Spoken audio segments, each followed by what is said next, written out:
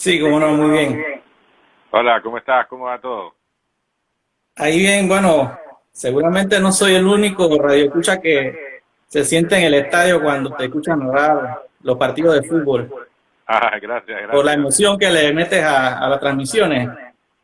Sí, realmente la radio, o sea, nosotros tratamos de, porque no es lo mismo cuando ves un partido en televisión que tú estás viendo. En la radio tenemos que crear todo el ambiente para que ustedes, los oyentes, puedan entonces sentirse o llevarle la trayectoria del balón, por dónde va, quién la tiene, qué hace, cómo es el pase, si es rasante, largo, corto, o sea, todo ese tipo de cosas tiene que ser mucho más explícita cuando es una transmisión radial. Así es. Sé que fueron el único medio que asistió a todos los estadios en la eliminatoria anterior cuando clasificamos a Rusia. Es correcto, fíjate que eso lo posteé en Instagram porque fuimos el único medio radial en transmitir todos los partidos, tanto de local como de visitante. Allí, desde la fase de grupos, que fue la fase previa, y luego en el hexagonal, porque en la eliminatoria anterior era hexagonal. Entonces, eh, allí la vivimos por completo, o sea, desde el punto más alto que fue la clasificación hasta la derrota que sufrimos en los Estados Unidos, que todo el mundo salimos realmente golpeados esa noche allá en Orlando. Entonces, la eliminatoria es como una montaña rusa. No sé si a ti te pasa lo mismo, que es una Sí, montaña rusa de emociones. Un día estás en lo más alto cuando ganas, pero en el siguiente partido es bastante, yo me imagino, si nosotros, que tú, yo y todos los que pertenecemos a los medios de comunicación, tenemos estrés, imagínate cómo tendrán los entrenadores y jugadores. correcto, sí, la verdad. Mira, yo empecé viendo la selección desde 1992. Ok, Y de esa época yo soñé con ir al estadio, no, lamentablemente no fui a ver a Rooney, que en esa época era como mi ídolo, pero lo vi en televisión y era emocionante ver a nuestros jugadores cómo luchaban y hacían todo lo posible por dar un buen resultado y mostrarse bien ante la afición, ¿no? ujú. Y los resultados con el pasar de los años fuimos dando eso y íbamos ganando experiencia hasta que ya finalmente pudimos consolidarnos como un equipo competitivo en la CONCACAF.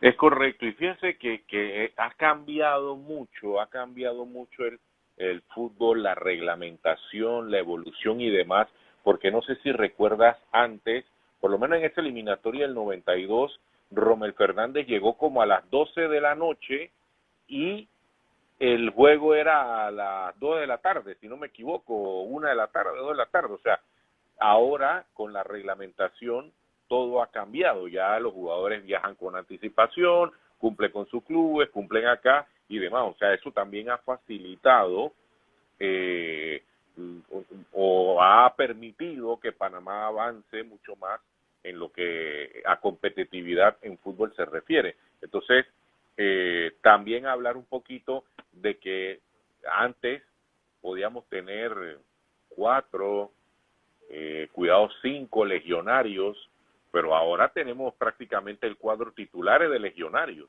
Entonces, eso también ayuda mucho porque, y más ayuda cuando están en diferentes tipos de fútbol.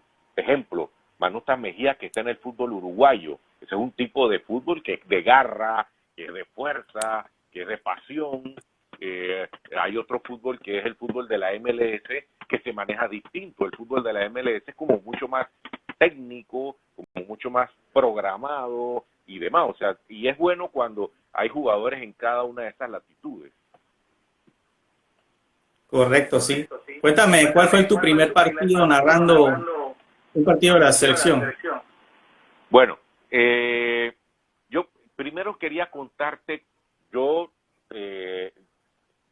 narro partidos de fútbol, de béisbol, de baloncesto, de boxeo, ciclismo, tenis, o sea, bastantes deportes. Pero realmente yo no soy periodista. Yo soy financista, que es mi profesión. Eso siempre lo digo porque realmente yo puedo cometer muchos errores haciendo una entrevista porque no tengo la formación como periodista, ¿no? Que es lo que los que se desempeñan en este medio. Entonces, yo inicio las coberturas o la pasión por el fútbol, que fue el deporte que me ha abierto las puertas en, en, en muchas partes del mundo. Yo inicio primero en una emisora que se llama, todavía existe, La Exitosa. En aquel entonces, con el director de deportes era el difunto y gran maestro Ricardo Pití. No sé si recuerdas a Ricardo Pití, el que también tenía mucha experticia en lucha libre y demás. Bueno, él era el director de deportes y estaba de comentarista otro también fallecido. Él es de origen salvadoreño, Milton Palacios. Milton Palacios dirigió al conjunto del Plaza Amador y luego dirige al equipo del San Francisco de la Chorrera unos años después. O sea que era es más, él sacó a campeón Plaza, a Plaza Amador en uno de sus primeros títulos, Milton Palacios. Él tuvo una formación en España y él me enseñó mucho sobre todo la parte estadística, cuándo es un remate a portería, cuándo es un remate fuera a portería, o sea, todos esos detalles, y él, que como tenía la formación de entrenador, me fue explicando y ahí fueron mis primeros pasos. En ese grupo de trabajo estaba Rommel Martínez Franco, que hoy es relator en un canal de televisión. Estaba Carlos William Otero, que ahora es también relator en un canal de televisión. En ese grupo estaba, no sé si recuerdas, a Johnny Alexis Ríos. En ese grupo estaba Irene Aguilar Peñalba, grandes relatores. Entonces, cuando pido una oportunidad de participar en una transmisión deportiva, ellos me la brindaron. Y la primera vez que fui a un partido fue al Muquita Sánchez. En aquel tiempo era la Cocobola. No sé, antes el Muquita no era lo que es ahora, antes era natural.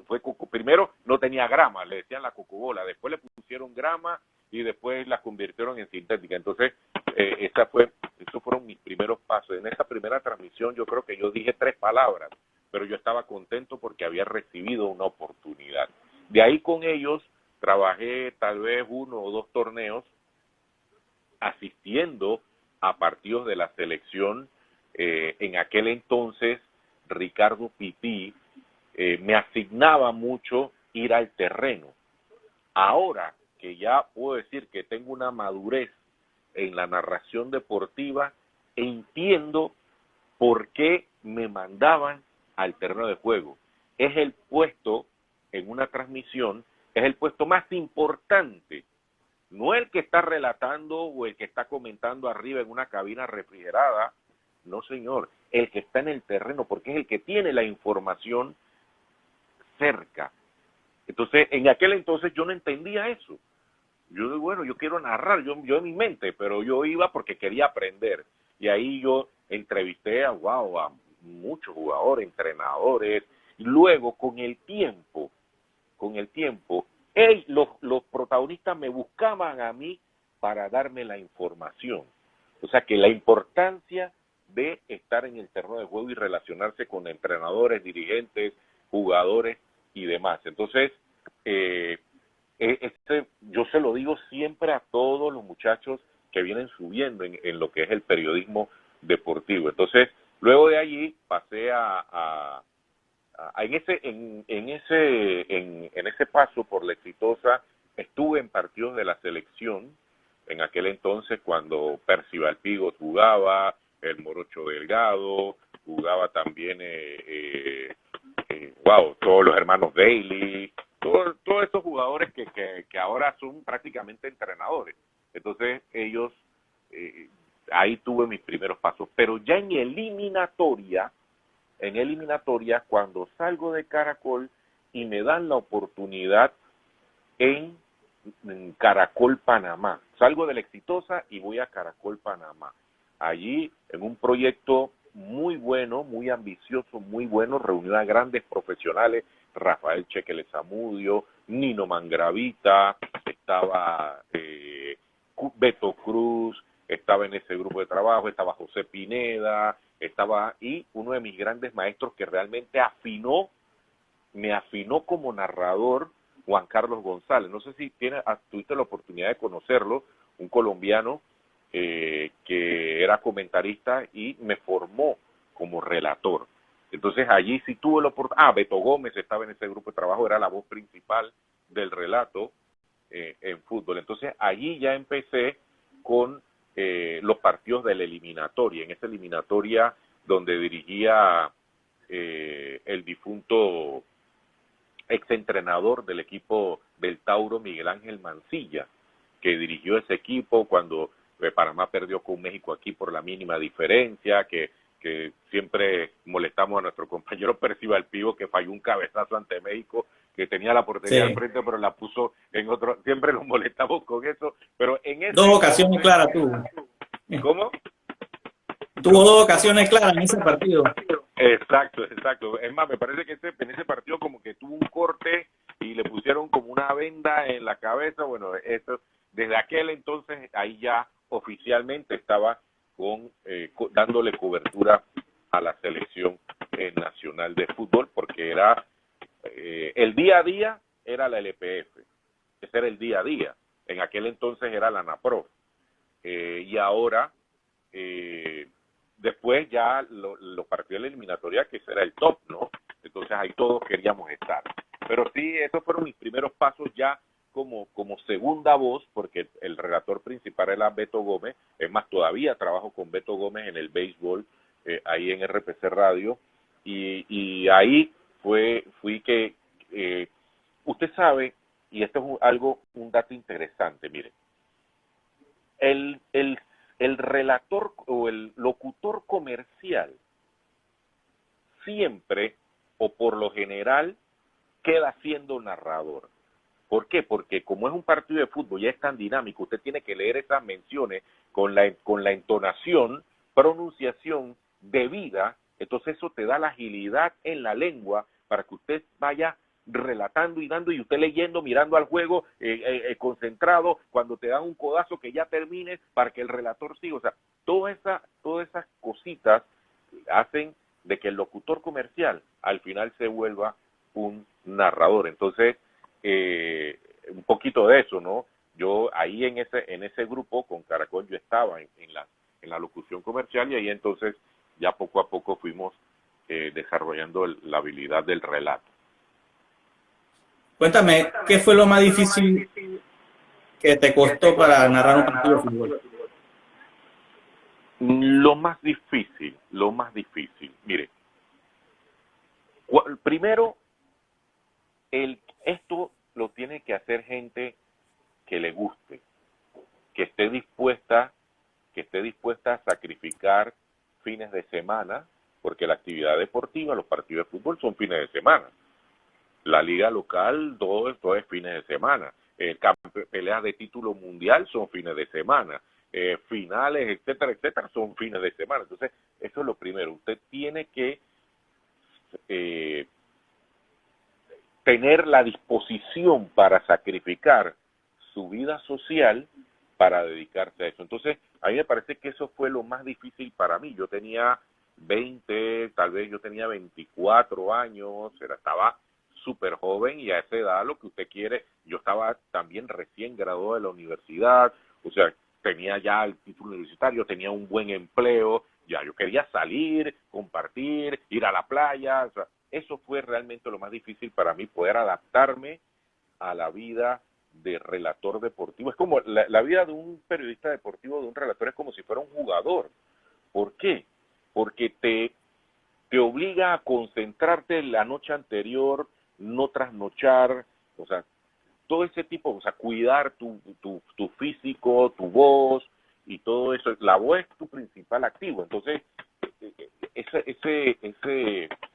eso a mí me parece que eso me costó, pero era por la edad, porque estaba joven y quería salir y pasear y demás, ¿no? Así que, pero ya en la parte técnica del relato, uno busca la forma de que a uno se le faciliten las cosas. Ejemplo, te voy a dar un ejemplo, mira. Hay relatores que copian la alineación en una hoja de papel como si estuvieran parados dentro del terreno de juego. O sea, la línea de 4, luego los dos volantes de recuperación, así como si fuera un tablero de un entrenador. Así lo copian algunos relatores. Otros la copiamos corrida, de arriba hacia abajo, y le ubicamos, o sea, en orden, defensas, mediocampistas y luego atacantes. Entonces, eso uno va buscando qué es más cómodo para uno. O sea, qué te facilita mucho más el trabajo. A mí en su momento me facilitó mucho más copiarla de arriba a abajo, o sea, en primero defensa, después mediocampista y así, en fila. A mí eso es uno de los que me facilitó mucho las cosas. Entonces, hay otros relatores que no copian alineación. Con solamente verla, ya saben quién juega y quién no juega. Obviamente eso es un nivel ya de doctorado en relato. Pero uno va buscando, ¿no? Uno va buscando más o menos qué le facilita a uno el trabajo. Y por supuesto, te ayuda mucho quien tengas al lado como comentarista. O sea, cuando usted tiene un comentarista de lujo, usted sabe que usted puede tocar cualquier tema de fútbol y que el comentarista sabe. Porque está actualizado, está estudiado, va al día en información. Entonces eso también te ayuda. Sí, una pregunta. ¿Tenías algún modelo a seguir referente a un relator en el plano internacional? Sí, por supuesto que sí. Mira, primero en el plano local, admiraba mucho la voz que tenía Ricardo Pití. ¡Wow! Este señor tenía una voz monstruosa. Y sobre todo cuando él decía, en su relato, él decía, lo hizo. Cuando cantaba el gol y decía quién había hecho el gol. Eso yo me impresionaba cuando lo veía y por supuesto él era uno de mis maestros y por supuesto lo admiro mucho. Y a nivel internacional, yo crecí con la influencia de Víctor Hugo Morales, el famoso relator. Él es uruguayo, pero prácticamente ha hecho toda su vida en Argentina. Y hay uno muy particular que me agrada mucho su relato, y es Mariano Klaus, el argentino. Yo creo que ahora él anda por ESPN. Entonces, él también fue uno de los relatores que yo admiraba. Y por supuesto también tenemos mucha influencia de los relatores colombianos. Cuando trabajaba en Caracol, que tuve la oportunidad de conocer a el Tato Sanín, wow, un gran relator. Tuve la oportunidad de conocer a Javier Hernández Bonet, un gran comentarista, a don Hernán Peláez. No sé si has escuchado a don Hernán Peláez, que es una eminencia, del periodismo deportivo y de fútbol, una referencia en territorio colombiano, y también a Ubeimar Muñoz. O sea, toda esa influencia la tuve, pero sí, individualmente podemos hablar de Víctor Hugo Morales y por supuesto también de Mariano Klaus, y sin dejar por fuera a el Tato Sanín. ¿Qué frase te gusta utilizar para relatar un partido de fútbol? Bueno, hay frases que uno utiliza usualmente. La mía, la que siempre utilizo es: no hay reloj que dé vuelta hacia atrás. Es una frase que la he utilizado por mucho tiempo, y eso es cuando hacen un gol. Igualmente hay otras frases que lo identifican a uno, por ejemplo, cuando empieza un partido, uno dice, ¿cuándo? Fanáticos del fútbol, arranca el partido. O sea, cosas como esa. Y cada uno, no sé si te has dado cuenta, cada relator tiene unas frases propias. Entonces, esas son más o menos las mías. En el camino hacia el Mundial de Rusia, cuando leíste cobertura de la selección en los estadios, cuéntame qué anécdotas tienes de cuando Panamá hubo de visita. Wow, tenemos muchas. Mira, una de ellas, y porque quedé muy impresionado, me quedé súper impresionado cuando nos sucedió eso, fue la cobertura en Haití. Yo había visto en la televisión, había visto en reportajes de Haití, pero realmente la realidad era 3 veces peor. O sea, Haití realmente es un país muy, pero muy pobre, y me llamaba poderosamente la atención que nosotros estábamos en el mismo hotel donde estaba la selección. Siempre tratábamos de hacer eso para estar cerca de la información. Eso es un dato que deben tener siempre cuando se hacen coberturas internacionales, tratar de estar en el hotel de la selección para tener acceso a la información, la tienes cerca, a los jugadores y demás, y los saludas, te dicen algo, te conversan. Bueno, cuando fuimos a Haití, realmente es un país muy, pero muy, sin menospreciarlo, ¿no? Pero es un país muy, pero muy pobre. Entonces, me llamó poderosamente la atención que el hotel donde estábamos estaba en una cuadra con un muro que medía como 3 metros, y después del muro hacia afuera era pobreza extrema. Entonces, eso me impactó tanto el nivel de pobreza en ese país que, wow, quedé sorprendido. Es más, te digo algo, a nosotros tuvimos la oportunidad a través de la embajada, con los funcionarios de la embajada, ya siempre hay unos agregados militares en cada uno de los países. Bueno, el agregado militar, porque teníamos que ir a la oficina de la federación a buscarlo. Usted sabe que cuando usted va a hacer una cobertura internacional, lo primero que usted tiene que asegurar es su credencial para poder entrar al estadio y su medio de comunicación. O sea, cómo usted se va a comunicar. O sea, que es chip de celular y su credencial para poder entrar al juego. Entonces, teníamos que ir a hacer esas vueltas, teníamos que ir a la federación y demás, y él nos prestó su automóvil para que fuéramos a hacer eso, y me dijo, bueno, contraten un chofer que conozca, que hable español, y que los lleve y ustedes le pagan. Bueno, perfecto. Y lo primero que nos dijo, eso me impactó, jamás yo había vivido eso. Lo primero que nos dijo, no se bajen del carro por nada del mundo. Si ustedes lo chocan, no se bajen del carro. Pero yo dije, ¿pero por qué? El carro es como si ustedes estuvieran en Panamá por el tema de la placa diplomática. Entonces ahí entendí. Y cuando llegamos al estadio, obviamente las cabinas de transmisión no eran las óptimas. Nos tocó una cabina que no tenía luz, que no tenía asientos, no tenía internet, no tenía nada. Entonces, esa ha sido una de las coberturas. Ese partido lo narramos por celular.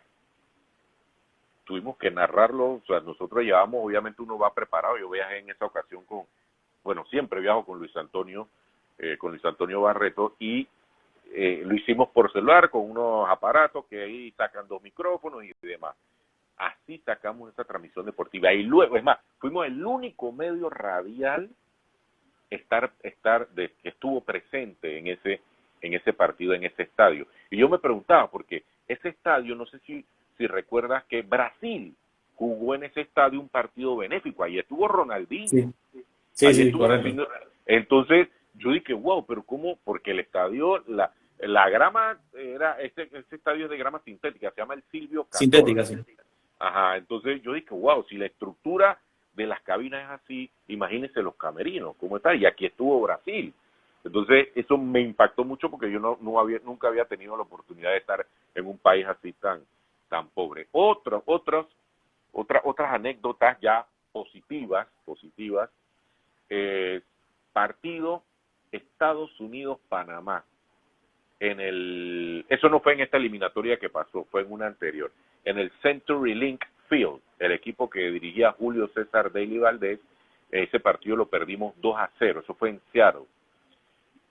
Usted sabe que cuando usted viaja a representar un medio de comunicación, usted es todo.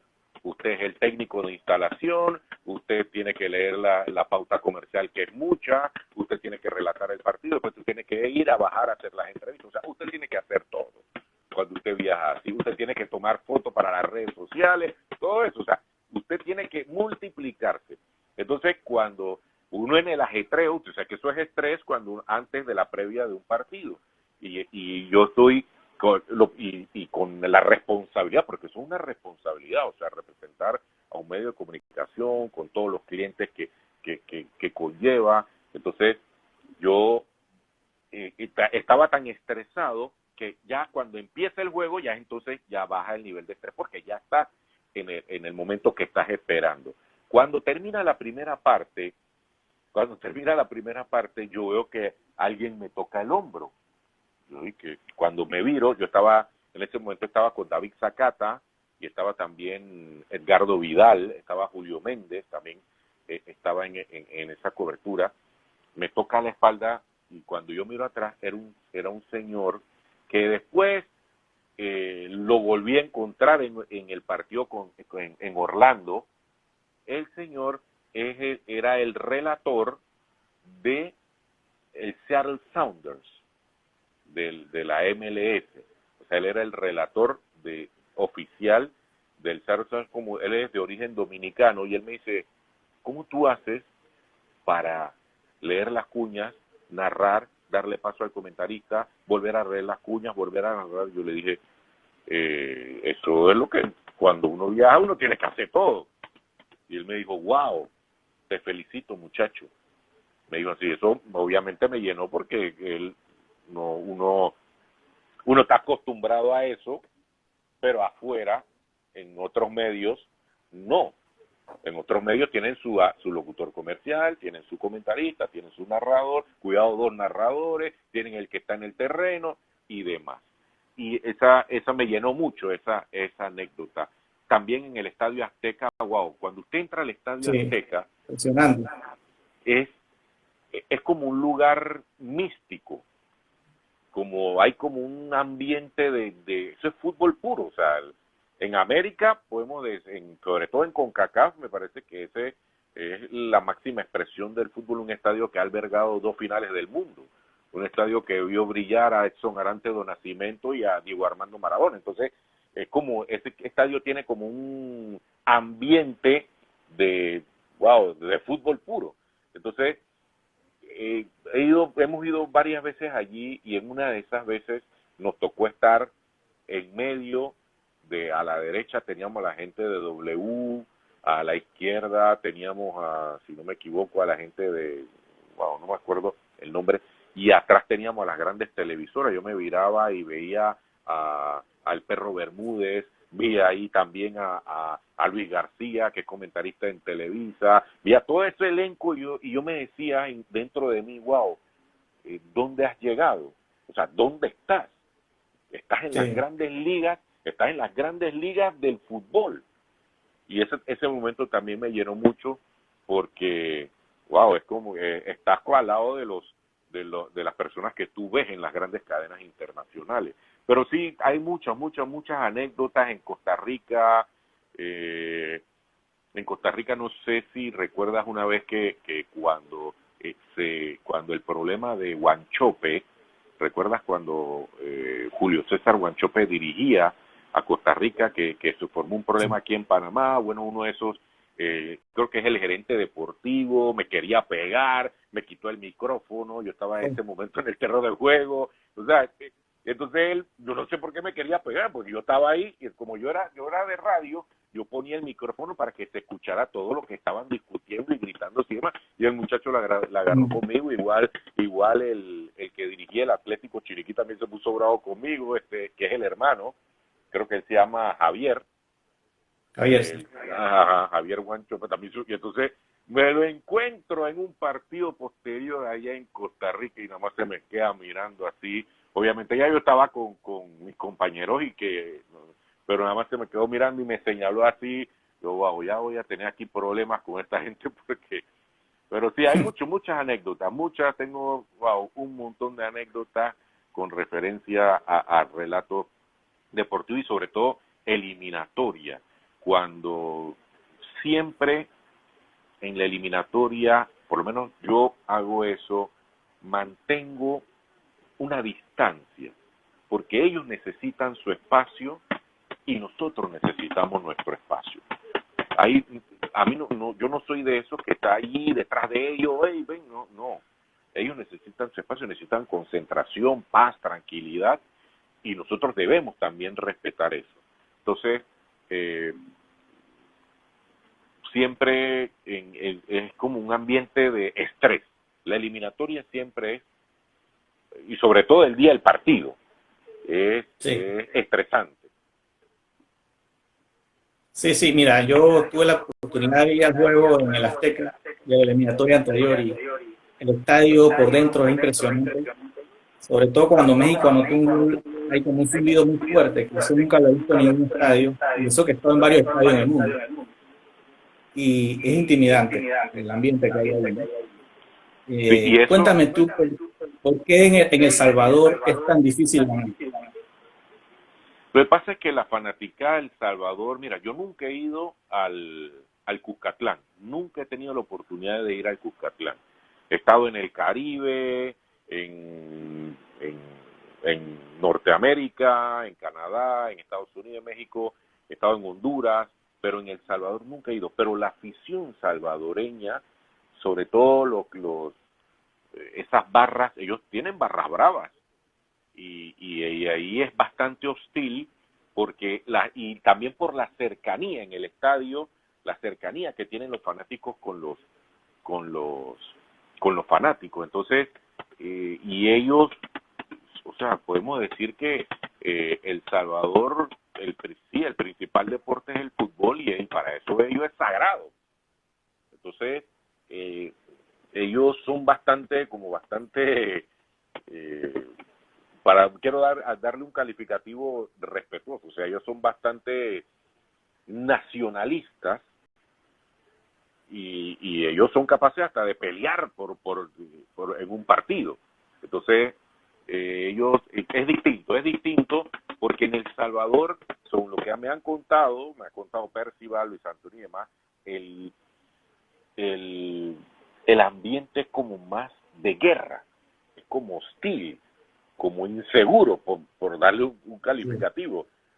A diferencia que del Estadio Azteca, sí, el Estadio Azteca te mete presión, pero tú no sientes miedo de que te van a robar o de que te van a golpear, no, porque son como otro tipo de gente. Pero en El Salvador sí son mucho más violentos en ese tema. Sí, correcto. Tú como aficionado a la selección, ¿cuál fue la primera eliminatoria que viste? El primer partido que fui, que me llevó mi papá, mi difunto padre, fue cuando Panamá le ganó a Costa Rica. Ese fue el primer partido, eso es 90, ese es 92. Sí, eso fue en el 92, que después allá nos golearon. Sí. Ese fue mi primer partido. Antes de eso había ido, pero realmente tenía tal vez 7, 8 años y no entendía qué partido era. También fui un partido, pero creo que era amistoso, no sé, con Costa Rica. Pero ese fue mi primer partido. Todavía ni siquiera pensaba que iba a quedar siendo relator deportivo, no jamás pensaba, a esa edad, en el 92, no pensaba que iba a estar narrando partidos de fútbol. ¿Y qué anécdota tienes de ese partido, si es que recuerdas? Recuerdo mi papá contento, feliz. Recuerdo alegría en el estadio. O sea, eso fue hace tanto tiempo que wow. pero sí recuerdo que mi papá me compró una camiseta, pero eso fue hace tanto tiempo, ¿no? Pero sí recuerdo mucha alegría, o sea, y recuerdo también cuando tiraron las cervezas cuando Panamá anotó el gol, o sea, todo eso uno lo recuerda, ¿no? Uno lo guarda en la... pero también recuerdo que el Rommel era diferente, porque no era el Rommel, era el Revolución, Sí. y era abierto, o sea, antes la gradería donde no están las cabinas de transmisión, la otra, la adversa, era al sol. Entonces también recuerdo eso, que era abierto, o sea, sí, eso fue mi primer partido como aficionado. Después de allí, te soy sincero, nunca he podido ir al estadio como aficionado. Después de ahí no he podido ir nunca, siempre he tenido alguna asignación para los partidos de la selección. Ok. Mira, el modo de jugar de la selección ha cambiado bastante. Yo me acuerdo en esa época, que ese fue mi primer partido que vi, jugábamos al pelotazo. Buscábamos nada más el balón largo para ver qué hacía Rommel arriba con Julio. Sí. Teníamos delanteros de sobra con René Mendieta. Todo era como muy poco elaborado, por decirlo así. Sí, el fútbol ha evolucionado muchísimo y por supuesto la selección también. También podemos hablar del nivel de entrenadores de aquel entonces al nivel de entrenadores de ahora. Podemos tomar como referencia a Julio César Daily Valdés, que tuvo una formación futbolística en Uruguay, luego en Europa, y luego se especializa, estudia, se obtiene su licencia de entrenador, y él, o sea, cómo fue cambiando poco a poco, esa es la evolución, o sea, eso es parte de la evolución del fútbol. Es más, y no solamente Panamá, las otras naciones también han evolucionado y también su fútbol ha cambiado. Y el fútbol que Panamá está mostrando en este momento, wow, me agrada, porque es la filosofía del fútbol moderno. Exacto. Cuéntame la experiencia narrando el partido de Panamá ya en el Mundial, cuando logramos el sueño. Wow. Yo ese día dije, ya puedo morir. El día que Román marcó el gol y que clasificamos al Mundial, yo dije, ya puedo morir en paz, ya puedo retirarme del relato. Eso lo dije en ese momento, lleno de alegría, claro, por haber clasificado a nuestro primer Mundial. Y más porque esta eliminatoria la hicimos toda, desde la fase de grupos hasta ese partido, o sea, estuve en todos esos partidos, tanto aquí en Panamá como afuera. Entonces, es una sensación cuando viene ese primer partido de Panamá en el Mundial, es una sensación que no tiene descripción. ¿Por qué? Porque es la mezcla de tantas cosas. Ejemplo, es la mezcla del amor que le tienes a tu país.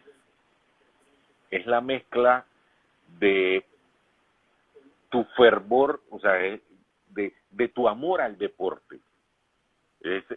O sea, tantas cosas hay mezcladas que es realmente y el momento cumbre para mí no fue cuando empezó el juego, el momento cumbre fue escuchar las notas de nuestro himno nacional en ese partido. Wow, es una sensación que realmente no tiene una descripción exacta de lo que uno siente, de lo que sentimos en ese momento. Estoy seguro que tú también lo sentiste, ¿no? Escuchar Claro. el himno nacional, tal vez, y sabíamos, yo pienso que todos sabíamos que al ser nuestro primer mundial y enfrentar a potencias como Bélgica, como Inglaterra, sabíamos que no llevábamos chance, o sea, esa era la gran verdad. Sí. Sabíamos que por ser novato nos iba a costar. Entonces, independientemente de eso, ese momento no tiene precio. A mí me tocó el primer tiempo de ese partido, del primer partido de Panamá en el Mundial, que fue ante Bélgica. Y esa ha sido una de las grandes satisfacciones profesionales que tengo. O sea, narrar el primer partido de la selección en el Mundial. O sea, eso es como obtener un doctorado en economía. Así lo veo yo. O sea, es el punto cúspide de una carrera como relator deportivo. Sí, correcto. De hecho, las calles estaban vacías, el país se paralizó por completo y había como una fiebre por la selección. Sí, la verdad que sí, wow, es que eso definitivamente que paralizó igual el día que Román metió el gol. Es más, el día que Román metió el gol, nosotros, wow, terminamos transmisión, obviamente muy cansado, porque recuerde que estábamos en Orlando, como los vuelos estaban llenos, viajamos como 2 días después que terminó el juego, para preparar de inmediato el partido ante Costa Rica aquí en el Roma. O sea, y realmente uno se agota y cuando ya cerramos toda transmisión, que ya venía para mi casa, ahí fue donde yo pude brindar por la clasificación al Mundial, ya cuando estaba en mi casa. Que realmente, obviamente, exhausto y feliz y contento. Y bueno, esos son momentos que uno tiene que vivirlos al máximo cuando están. Y yo sé que muchos de los que están conectados en el live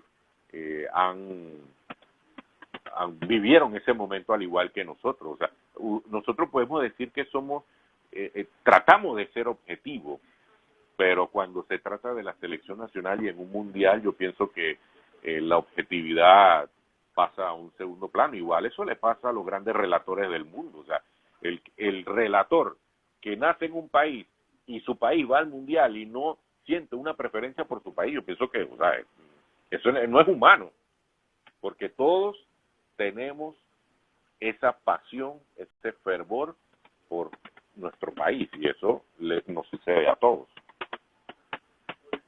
Sí, mira, el partido con Túnez en el papel era el que yo le veía más posibilidades de tomar algún punto. De hecho, me hizo ilusión que fuéramos ganando ese primer tiempo.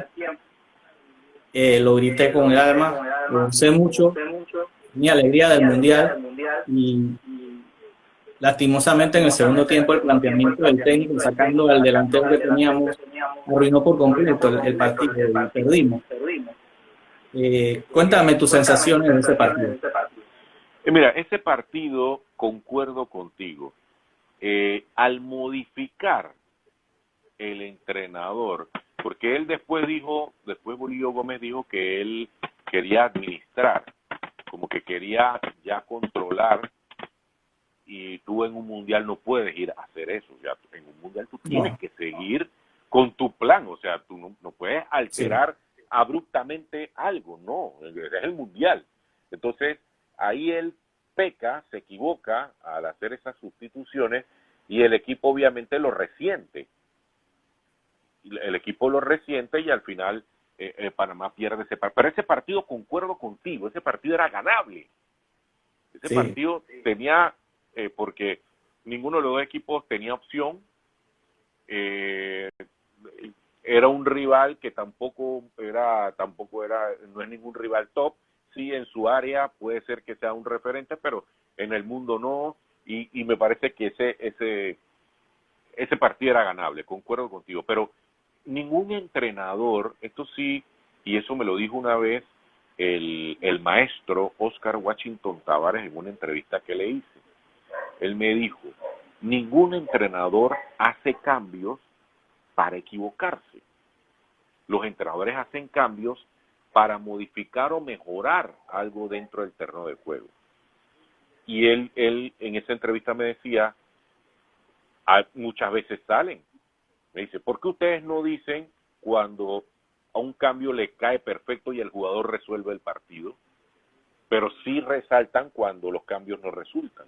Entonces, esa frase la aplico en este partido, que el Bolillo se equivoca, nadie quiere perder, pero sí hay hubo una falencia en ese momento en la lectura de qué era mejor para Panamá en los cambios. Sí, por favor, nos puede relatar el gol de José Luis Rodríguez, porque para mí el gol era de él. Es más, en mi cuenta de Instagram, @CelsoBarb, ahí está mi relato de ese partido. Y esa es una discusión que cada vez que me encuentro con Roberto Moreno, y estamos con Percy Valpigo y también con Luis Antonio Barreto, tenemos ese debate. ¿Por qué? Porque la pelota iba en dirección al gol. La pelota no iba para arriba, no iba para otro lado, la pelota iba en dirección del gol. Y Roberto Moreno todavía no dice, no, es autogol. Yo dije, wow. Y yo ahí en el pie del video, yo puse, para mí es y seguirá siendo gol de José Luis Rodríguez. Ya, te soy claro, no me acuerdo la jugada, sé que estaba, wow, sé que Román Torres estaba por allá adelante. No me acuerdo. Sí, Román Torres, creo que Cooper también estaba en la jugada, y el remate prácticamente allá al borde, ahí un poquito más afuera del área, cae en el gol. Pero sí, voy a inventar, no es el relato exacto porque o sea, uno cuando describe es lo que uno está viendo en los monitores, pero era algo más o menos así. Balón que domina el conjunto panameño por el costado de la izquierda. Atención, pelota al centro. Allí intentaba Román Torres, pierde la pelota, queda suelta. Cooper que la toca en corto. Atención, José Luis Rodríguez, saca el remate. Esta pelota va al fondo. Gol, gol, gol, gol, gol, gol, gol, gol, gol, gol, gol, gol, gol, gol, gol. Golazo de Panamá. No hay reloj que de vuelta hacia atrás. Y siempre digo, cuando le canto un gol a mi selección, gracias Panamá por permitirme cantarte un gol. Siempre que, ¿por qué? Porque tengo que darle las gracias a mi país porque me permite relatarle un gol. Así es un sentimiento especial, ¿no? A los que nacimos en Panamá, somos panameños desde siempre apoyando la selección. Yo siempre he querido hacer lo que tú hiciste, que es ir a los estadios ingleses. Para mí, yo soy fanático del fútbol inglés. La gente me dice que tú eres fanático del Barcelona, el Real Madrid. No. Yo le voy al fútbol inglés. Es el fútbol que me gusta. Y yo siempre he querido tener esa experiencia. Anfield debe ser un espectáculo. Anfield debe ser fútbol puro. O sea, eso es fútbol puro. Y estar presente en el Merseyside Derby, wow, debe ser un espectáculo. Correcto. No, y de hecho enfrentarnos en el Mundial a Inglaterra fue algo histórico. Inglaterra fue el inventor del fútbol. Es correcto. Inglaterra, ellos se perfilaban para llegar a la final en ese Mundial. Creo que ellos quedaron terceros, si no me equivoco, o cuartos. Tercero Bélgica, creo que fue. Ajá, tercero fue Bélgica. Entonces, ellos con un gran equipo, y obviamente un equipo en Inglaterra se juega a intensidad alta los 90 minutos, no 50 o 60 como se juega en otras latitudes. Entonces, pero sí, me gustó mucho ese partido porque enfrentar al equipo o a la nación donde se originó el fútbol es un honor. O sea, hay países que no han enfrentado nunca a Inglaterra en un mundial. Panamá sí. O cuando enfrentaste a Bélgica, que estar frente a grandes figuras como jugadores de la talla de Hazard, de Bruyne, que esos jugadores que usted ve en la televisión todos los domingos todos los fines de semana jugando para los principales clubes del mundo y que usted lo tenga al frente. Wow, eso es un honor. Correcto. Ya entrando en materia de lo que viene en estos partidos de este mes del Panamá, en la eliminatoria al Mundial, tenemos una serie de resultados favorables ante Honduras en tierra catracha, ganando los dos últimos partidos por la eliminatoria. Bueno, realmente, ¿qué consideras tú que debe pasar para que Panamá gane y se imponga en suelo hondureño? Bueno, aquí hay varias cosas con el tema de Honduras y quiero empezar por referirme al rival. Honduras, con lo que mostró con Coito en la Copa Oro, ellos mostraron fútbol veloz. O sea, el fútbol, cuando la tomaba Kioto, Ellis y el otro, pues, que son los delanteros, o sea, ya hay velocidad pura.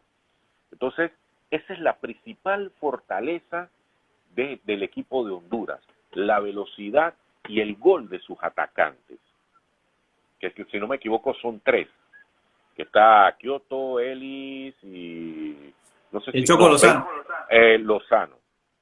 Entonces, la velocidad que tienen ellos es su principal fortaleza, no la defensa, porque si usted ve Maynor Figueroa, un jugador súper ultra veterano, cuidado, lo agarra uno de estos muchachitos que corren y cuidado, lo dejan mal parado. O sea, que la fortaleza de Honduras es el ataque. Entonces, bajo ese esquema de las fortalezas de Honduras, y es un equipo que pega, o sea, Honduras es un equipo que choca, no es un equipo de fútbol exquisito, no. Honduras es un equipo chocador, físico. Entonces, traer a Hernando Ali el Bolillo Gómez, usted y yo conocemos el estilo de juego de Hernando Ali el Bolillo Gómez. Y eso es lo que todavía no me cuadra a mí, cómo esa velocidad de esos atacantes la va a explotar Bolillo Gómez en su filosofía de juego, por la que la filosofía de juego del Bolillo es administración de la pelota. Así como cuando estaba aquí en Panamá, tocando atrás, cambiamos para el otro lado, regresamos, y generación, no sé si recuerdas, porque con Bolillo, a diferencia de ahora, con Bolillo la generación de gol, o las ocasiones de gol, no pasaban las 5 en un partido. Sí. Dígame, o sea, había poca ocasión de gol, pero era por el estilo de juego de Hernán Darío el Bolillo. Entonces, el Bolillo lo que busca es como juntar las líneas para que no lo ataquen. Exactamente. Entonces, él desarrolla mucho eso en sus equipos y al final cuando tú lo que necesitas son ocasiones de gol y goles. Entonces, eso es lo que no me cuadra, cómo él va a engranar su filosofía de juego con la fortaleza del equipo de Honduras. Y no ha tenido el tiempo para desarrollar ese match. Definitivamente que no lo ha tenido, porque él ha tenido máximo 5 entrenamientos con el equipo al completo, máximo, no sé, creo que son 4. Entonces, eso es una ventaja para nosotros, es una ventaja. Panamá, el estilo de juego de Panamá es un estilo rápido, un estilo de alta intensidad, constantemente ofensivo. O sea, ese es el estilo de juego de Panamá. ¿Que me preocupan las ausencias? Sí, me preocupan las ausencias, porque son jugadores claves en el equipo panameño. Pero también valoro lo que ha hecho Christiansen. No sé si te has dado cuenta que en cada fecha de este octagonal salen nombres de 1 o 2 jugadores que se agregan a la lista de elegibles. Eso es algo positivo. ¿Por qué? Porque en los partidos que pasaron del mes de octubre salió este chico que juega en Venezuela, que de seguro va a estar por la izquierda, Góndola, y salió Cristian Martínez. Entonces ya son 2 nombres que nadie tenía, por lo menos Góndola prácticamente la gente veía lejos su convocatoria. Entonces, eso es positivo. La idea ahora, ¿quién será el sustituto de Aníbal Godoy, que es el hombre del equilibrio entre la defensa y el medio En mi campo? opinión, yo pondría a Fidel Escobar, pero Es sé una que no lo va a poner posibilidad. ahí. Exacto. Yo también pienso que no va a utilizar a Fidel Escobar. Yo pienso que va a utilizar a Cristian Martínez con Adalberto Carrasquilla. Y baso mi teoría en que a él le gusta mucho el manejo. O sea, él es obsesivo por el manejo del balón. Entonces, ellos dos encajan en lo que él quiere. Sí, tal vez no tengan, ahí se corre un riesgo, porque no, tal vez los dos no tengan una capacidad exquisita de recuperación, porque sus virtudes son mucho más de tomar y avanzar, tomar y entregar, tomar y filtrar, pero me parece que por ahí pudiera ser. Yo, desde mi punto de vista futbolístico, yo no creo que él salga con Ayarza. No creo. No. Aunque Ayarza tiene algo a su favor, es que es fuerte y los hondureños pegan. Pero Sí. yo no creo que salga con Ayarza. Pero entonces este partido es una revancha para Andrade, porque él debutó con la selección mayor en Honduras y fue muy criticado. Y 3 años después ha dado un salto increíble, siendo el jugador de mayor proyección, llegando a jugar en la Bundesliga. Teníamos nosotros como panameños ver un jugador en la liga alemana. Exacto. Recuerdo ese partido donde Andrade, wow, todo, es más, dígame, ¿qué deportista tiene una noche perfecta todos los días de su vida? Ninguno. Todos tienen altas y bajas. Bueno, tal vez por su novatez, Andrade en ese momento no estaba lo suficientemente maduro, pero ahora ese muchacho es titular inamovible. O sea, ese muchacho y tiene la visión, tiene los componentes perfectos para ser el defensa central por izquierda en la selección nacional. Y el entrenador confía en él. Y ahora ya ese muchacho se ha consolidado ha subido podríamos decir tan como la espuma, o sea, ha subido tan rápido que ha adquirido una madurez, y estar en el fútbol alemán, créame que no es fácil. Cuando una persona ajena al continente europeo llega al fútbol alemán, es porque es bueno. Exacto. Lo mismo decía yo cuando Baloy jugó en Brasil. Exacto, así mismo, o sea, que un panameño llegue a jugar en Brasil y que sea titular y que wow, no es fácil.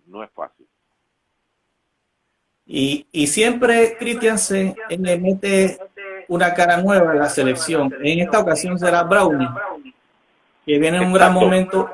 Y en mi opinión me gustaría verlo desde el inicio para mostrar una variante diferente, que sorprenda al rival. Sí, y eso es bueno porque crea la competencia entre los jugadores. O sea, yo tengo que estar bien en mi club para estar en la selección.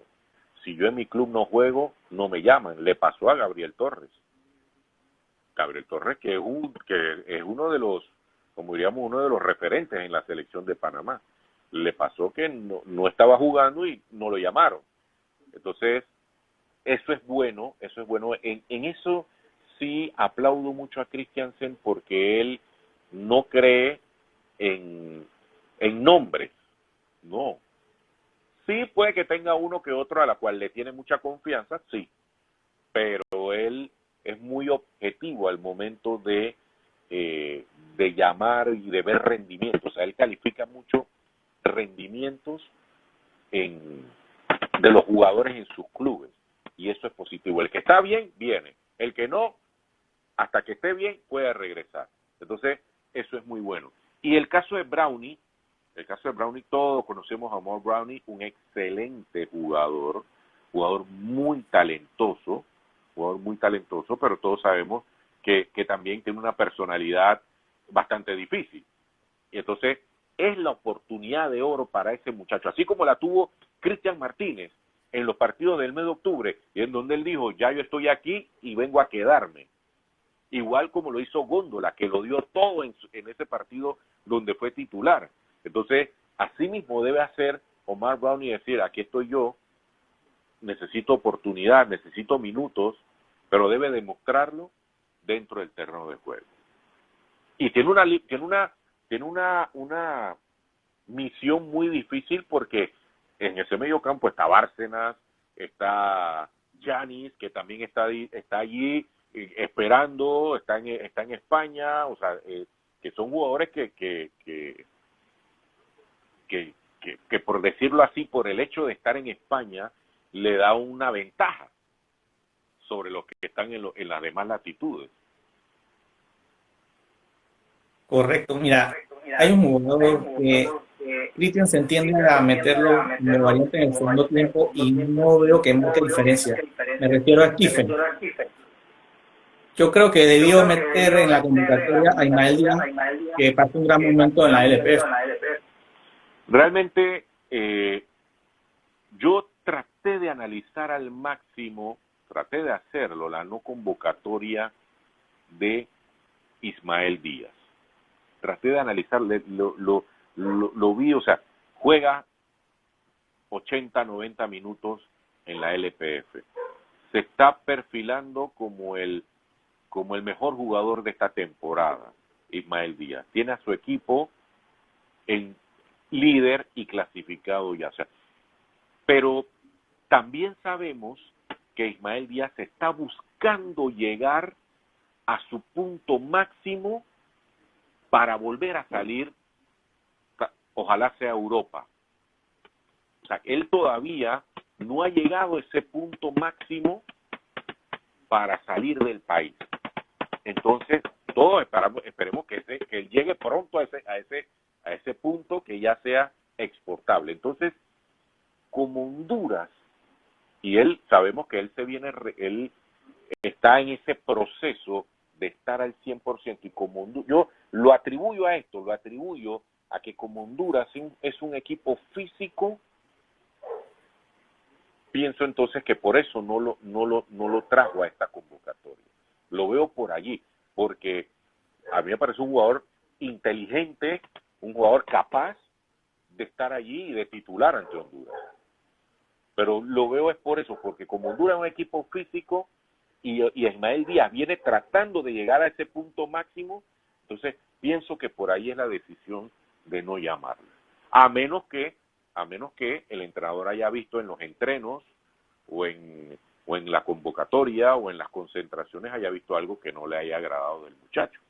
Que cada entrenador tiene su librito de conducta o su librito de concentración, o sea, también puede ser. Pero yo estoy de acuerdo contigo, debió estar en la lista. Correcto.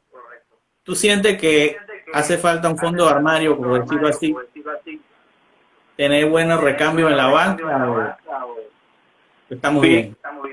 No, necesitamos tener mínimo de 2 a 3 jugadores por posición. Ejemplo, te voy a poner un ejemplo.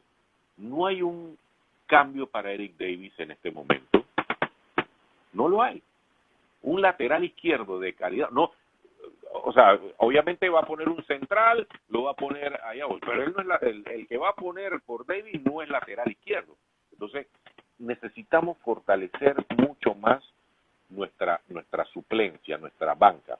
Pero él lo ha hecho poco a poco, o sea, ha ido, por ejemplo, Cristian Martínez no estaba, Góndola no estaba, y ya son parte de la convocatoria, son nombres que están. Igual trajo a Ariano, Asmahar Ariano. Cummins me llama poderosamente la atención, sé que indican que está lesionado Harold Cummins y la no convocatoria, pero bueno, yo pienso que él, si estaba en sus óptimas, debía estar Harold Cummins. Necesitamos jugadores con experiencia el que piensa que ir a la eliminatoria a probar un jugador, no señor, a la eliminatoria ya tienen que ir jugadores que están probados, que han demostrado, que tienen experiencia, que tienen ese roce, que cuando tú vas al estadio, tú sientes la presión del público, sientes la presión del jugador. Hasta los grandes jugadores sufren esas situaciones, hasta los grandes jugadores. Entonces necesitamos fortalecer mucho más nuestra suplencia. Estoy de acuerdo contigo, necesitamos fortalecerla mucho más. Los jugadores del plano local, sobre todo en los laterales hay mucha oportunidad. Tal vez en la zona delantera no, ahí ya está Blackburn, ya está Fajardo, está Waterman, está Gabriel Torres, o sea, es mucho más difícil.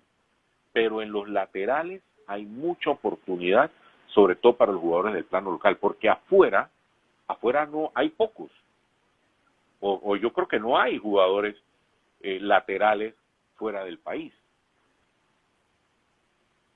Sí, de hecho, supongamos que le saquen una tarjeta amarilla a Davis y a Murillo, se pierdan el próximo juego. ¿A quién vamos a poner ahí? Qué dolor de cabeza, ¿no?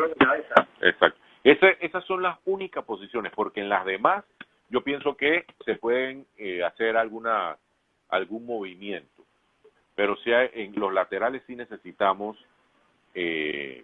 tener cambios, ahí está el caso de este muchacho Blackman, que es el hijo del difunto César Blackman, que lo vimos como jugador, pero ese muchacho todavía tiene que adaptarse mucho más a la selección. Correcto. ¿Qué alineación te gustaría para enfrentar a Honduras?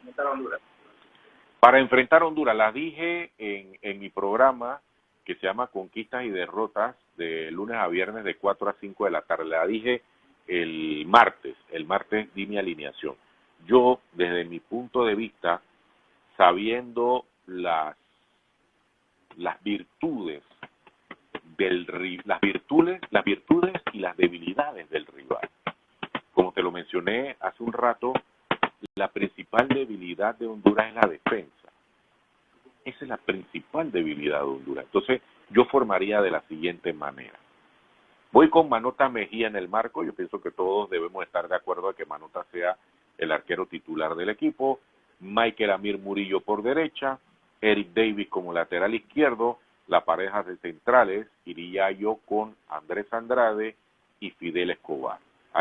Así formaría yo en la portería y en la defensa. En el medio campo, los dos volantes que son de contención, pero que a la vez se convertirán en mixtos, son Adalberto Carrasquilla, que volvería a la titularidad del equipo, junto con Cristian Martínez. Lo pondría a ellos dos. Utilizaría una línea de 3, el mismo esquema que él, porque la gente que no piense que él va a variar el esquema, que va a utilizar 4-4-2 o que va a utilizar un 4-3-3, no, él va a utilizar el mismo esquema que ha utilizado hasta ahora. En la línea de 3, de los 3 volantes, con llegada, ubicaría yo a José Luis Rodríguez por un costado, a Góndola por el otro costado, y por el centro, detrás del delantero, ubicaría a Gabriel Torres. Y al frente, y como atacante, ubicaría a Rolando Blackburn. Así alinearía yo frente al equipo de Honduras. La gente me va a decir, Gabriel Torres, ¿por qué? Porque hay que aprovechar que la principal debilidad de Honduras es la defensa. Entonces, metiéndole a un hombre como Gabriel Torres, que va bien hasta el momento en el fútbol de Costa Rica, pienso que allí pudiera estar, porque los oyentes me escriben a través del directo de Instagram, me dicen que Yanis, yo le dije, me parece que Yanis para este partido no, me parece que puede ser ante El Salvador. Entonces, porque ganar en Honduras representaría volver a estar en el o sea, mantenerse en el top 4 y hundir más a Honduras. Sí, sacarlo de pelea, por decirlo así. Exacto, que es uno de los rivales directos de Panamá. Entonces, y ya armar todo el dispositivo con público y todo aquí a enfrentar al equipo del Salvador, que ese partido también hay que ganarlo. También. Y en Honduras, por lo menos, no perder. Correcto. Yo sinceramente, yo sorprendería poniendo a Fidel Escobar de contención y a Brownie de extremo A Brownie. para mostrar otra cara al equipo y así el Bolillo vea qué va a hacer, ¿no? Porque jugar con el mismo libreto puede ser muy predecible luego. Esa es una de nuestras falencias, una de las falencias del entrenador Thomas Christiansen. O sea, si analizas, ha utilizado prácticamente la misma alineación en los 6 partidos que hemos jugado. Entonces, si Estados Unidos, Canadá, México, todos ellos hacen rotaciones, o sea, nosotros debemos hacer las rotaciones. ¿Por qué? Porque no, o sea, le estás diciendo, voy con lo mismo. Sí, el sistema de juego cambia, pero conocen ya a los jugadores. Mira, en este momento el escauteo es tan detallado que ya el rival sabe si Edgar Joel Bárcenas, cuando está frente a frente a un jugador, cuántas veces coge a la derecha y cuántas veces coge a la izquierda. Ya hasta ese nivel está el escauteo de tu rival. Entonces, por eso hay que ir cambiando, variando, para evitar ser predecible. Es correcto. De hecho, tuvo que verse forzado a poner otro jugador en vez de Godoy. Él estaba amonestado. Entonces eso obliga a él a tener que rotar. Exactamente. Seguramente contra El Salvador no repita la misma alineación, porque ahí hay que salir más ofensivo.